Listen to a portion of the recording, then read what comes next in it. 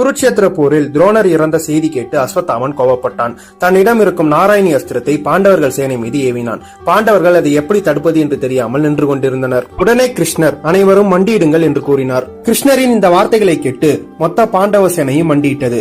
ஆனால் பீமன் மட்டும், நான் ஒரு உண்மையான வீரன், நான் ஜராசந்தனையும் கீச்சகனையும் கொன்றவன், நான் ஆஞ்சநேயரோடு யுத்தம் புரிந்தவன், அந்த அஸ்திரத்தை பிடித்து என் கைகளாலே உடைத்து விடுவேன் என்று வீரவசனங்கள் பேசிக் கொண்டிருந்தான். இதனால் கோபமடைந்த கிருஷ்ணர் இறங்கி வந்து பீமனுடைய தலையிலேயே ஒரு அடி வைத்துவிட்டு மண்டியிடு என்று கூறினார். பீமன் முணுமுணுத்துக் கொண்டே மண்டியிட்டான். நாராயணி அஸ்திரத்திற்கு ஒரு தன்மை இருக்கிறது. அந்த அஸ்திரம் யார் மீது எய்யப்படுகிறதோ அவர் அந்த அஸ்திரத்தை எதிர்கொள்ளாமல் அந்த அஸ்திரத்திற்கு மண்டியிட்டு தலை வணங்கினால் அவர்களை அந்த அஸ்திரம் எதுவும் செய்யாமல் அனுப்பியவரிடமே சென்றுவிடும்.